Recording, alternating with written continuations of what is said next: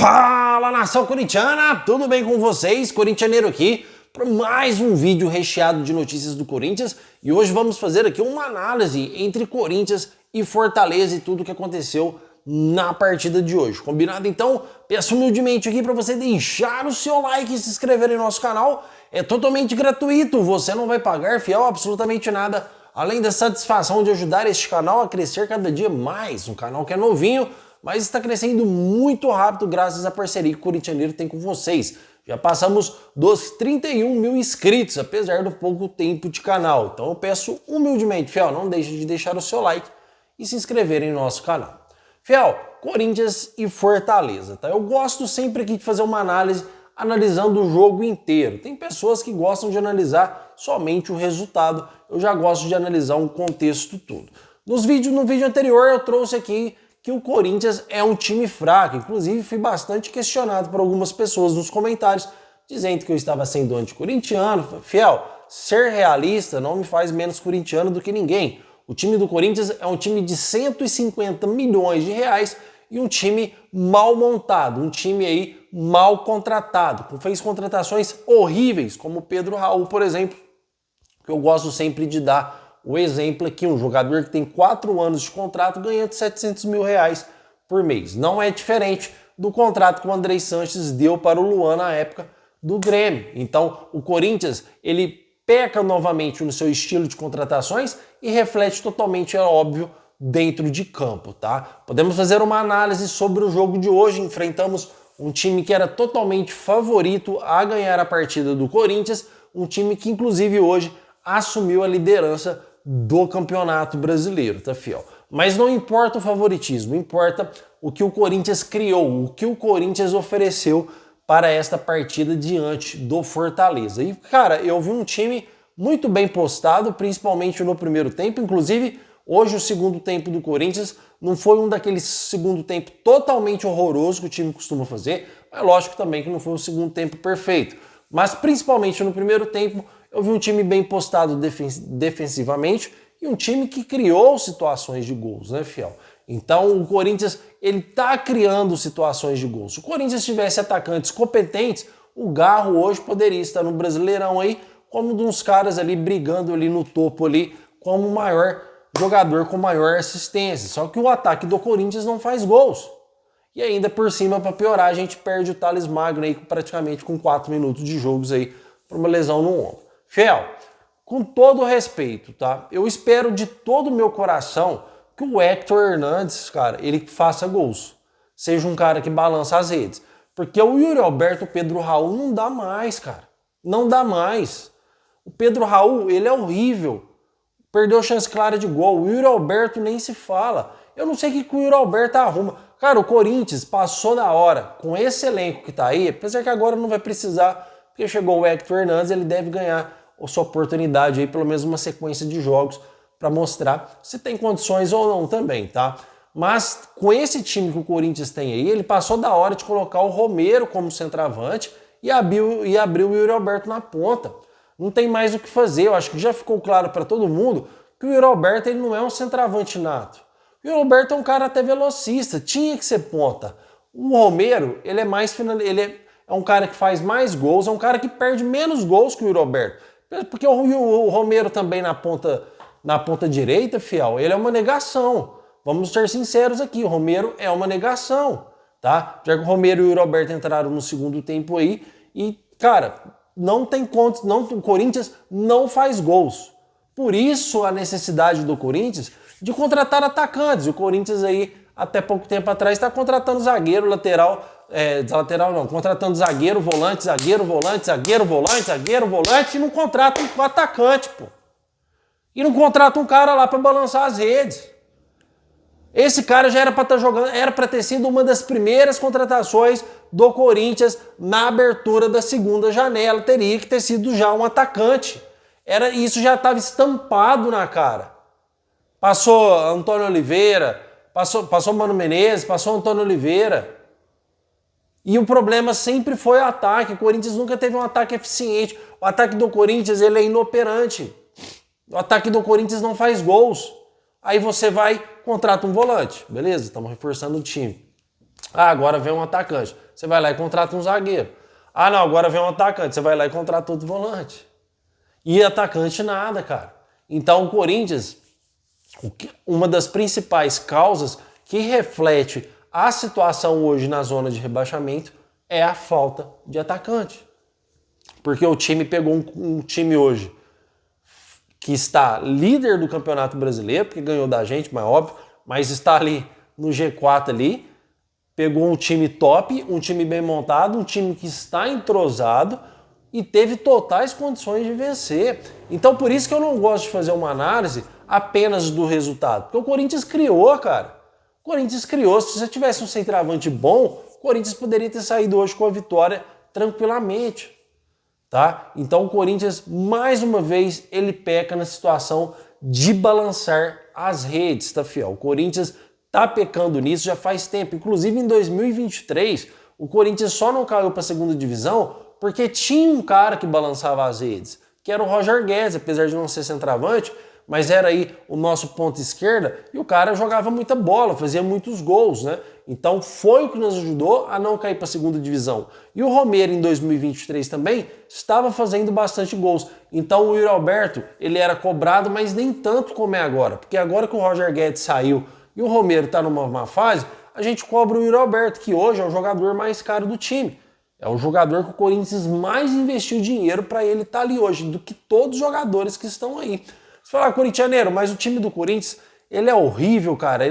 Fiel, tem jogadores bons. Se a gente pegar no papel o time do Corinthians, ele é melhor do que muitos times que estão disputando o Brasileiro aí, e muitos times que estão fora do Z4, tá? Se você pegar aí o Igor Coronado, que hoje não foi mal, o Rodrigo Garro, o Alex Santana, apesar de estar machucado, o André Ramalho é um baita zagueiro, tá? O nosso goleiro Hugo Souza é um bom goleiro também. Então o time do Corinthians, ele é um time limitado? É. Ele é um time ruim? É, fiel, é um time ruim. Só que tem times mais ruins que o nosso. E o Corinthians não consegue vencer, porque é aquilo que eu falei para vocês desde os vídeos anteriores. Quem acompanha este canal sabe.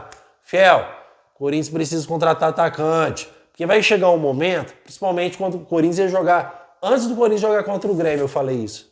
Vai chegar um momento que o Corinthians, que a defesa vai funcionar, que os volantes vão funcionar, o setor de criação vai funcionar e o ataque não vai funcionar.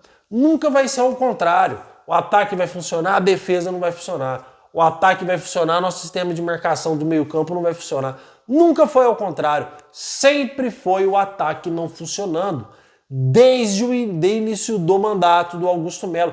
Desde a era do William Monteiro Alves também, depois da saída do Roger Guedes. O Corinthians vem tendo problema no ataque e o Corinthians não contrata atacante, cara.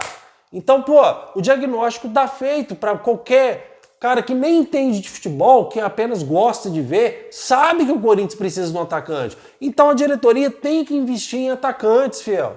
Tem que investir em atacantes. Aí você vai lá, contrata o Thales Magno, beleza, um cara que chegou, infelizmente aí tá machucando, mas é pouco. Mas é pouco. Aí a gente contratou o Hector Hernandes agora, recentemente agora. Já era pra ter um cara lá metendo gol faz tempo, fiel. Mesmo que se você fizesse um sacrifício financeiro maior, já tinha um cara lá balançando as redes. Já faz tempo no Corinthians, tá, fiel? Já faz tempo. O Corinthians está classificado da Copa Sul-Americana e na Copa do Brasil graças ao goleiro Hugo Souza. Porque se fosse para depender de atacante, o Corinthians já tinha sido eliminado nas duas competições, porque é um time que não faz gols, é um time que cria, mas não faz gols. E para a gente ser um time limitado, para a gente ser um time hoje que vai chegar um momento, que é normal, o Rodrigo Garro não vai estar bem. O Igor Coronado oscila bastante, beleza, mas o nosso melhor jogador hoje de linha é o Rodrigo Garro. Vai chegar um jogo que o Rodrigo Garro não vai estar bem, cara. A gente não vai criar. Então a gente tem que aproveitar as partidas em que o Garro está bem, em que o setor de criação funciona, e essas partidas que o setor de criação funciona, a gente tem que ganhar a partida, a gente tem que balançar a rede, caramba. Então, cara, né, o que eu quero dizer para vocês aqui é que a culpa não é só futebolística, a culpa também é no setor da diretoria do Corinthians, na presidência, no diretor executivo. Por que esse atacante não chegou antes? Por que agora a gente está brigando aí por Arthur Cabral, por o Hector Hernandes? não saiu no beat, felizmente, mas já deve jogar a próxima partida. Só que a questão não é essa, a questão é que o Corinthians já devia ter contratado esse cara lá atrás, fiel, lá atrás. E não, e o Corinthians vem investindo em Charles, volante, pelo amor de Deus, em zagueiro, em mais volante. Então o Corinthians, ele deixou a desejar, demorou muito para chegar atacante, tá, fiel? E ainda aí a gente vai ver como o Hector Hernandes joga, porque se o Hector Hernandes não render também, a gente vai continuar precisando de um centroavante nato. Corintianeiro, o cara fez 16 gols na última temporada num time de segunda divisão. A gente tá com uma expectativa boa.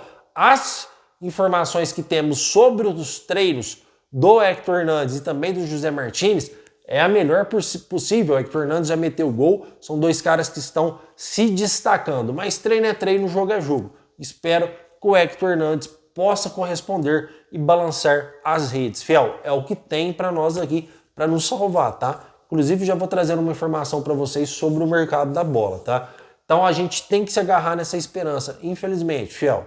É torcer, o que nos resta agora é torcer, agora é coração, porque já vimos que o nosso time é limitado, já vimos que a gente tem dificuldades em balançar redes, estamos na zona de rebaixamento e o pior de tudo, você tem que torcer para rival ganhar. Por exemplo, o São Paulo está ganhando do Vitória nesse exato momento, que é uma partida que é um resultado bom para a gente, porque você mantém o Vitória estacionado, tá, fiel? Então a gente começa a depender de outros meios para continuar brigando aí para permanecer na primeira divisão. E isso é extremamente perigoso. O Corinthians tem que depender apenas de si, não de outros times, para você conseguir aí uma mediação na tabela, para você continuar aí vivo em brigar por não cair para a segunda divisão.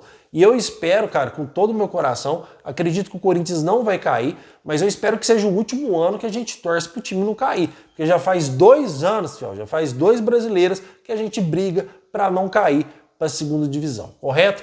Comentem sobre o jogo, quero muito saber a sua opinião sobre a partida. Fiel, quero só dar aqui uma palhinha rápida sobre o mercado da bola, tá? O Corinthians não desistiu do Arthur Cabral. Fiel, tive um probleminha na luz aqui. O Corinthians não desistiu da contratação do centroavante Arthur Cabral. Inclusive, tá, fiel, com a venda do Wesley, informações que eu recebi para trazer aqui para vocês. Inclusive, eu ia deixar esse pós-jogo só para amanhã, mas devido a essa informação, eu decidi trazer para vocês aqui hoje. Com a venda do Wesley para o Al Nassr, o Corinthians tá com expectativa alta em contratar o Arthur Cabral, tá, fiel? Então, será mais um centroavante aí. E, cara, na época eu fui até totalmente contra. Falei, cara, contratou um centroavante, vai contratar outro. A gente tem dificuldades também na nossa ponta esquerda, poderia contratar um ponta esquerda rápido. Mas agora eu já estou com outro pensamento, porque se o Hector Hernandes não der certo também, é óbvio que a gente precisa de uma segunda opção e seria o Arthur Cabral, porque Pedro Raul e o Roberto já teve todas as chances do mundo no Corinthians e nada aconteceu. Então, Corinthians pode contratar Arthur Cabral com a venda do Wesley, tá, fiel? Essa venda do Wesley pode ser destinada totalmente na contratação do Arthur Cabral. Amanhã eu vou trazer mais informações detalhadas para vocês, mas olha que notícia boa, recebi diretamente da fonte, corintianeiro. O Corinthians deve usar o dinheiro do Wesley para a contratação do Arthur Cabral. Então, mesmo com a derrota aí, fiel, podemos ter uma boa notícia aí no ataque do Timão, tá? Fiel, tô com um probleminha na luz aqui, mas já estamos encerrando o vídeo também, tá? Quero agradecer demais aqui a sua presença no canal do Corintianeiro. Meu muito obrigado por tudo. Amanhã tem mais vídeo e vai Corinthians!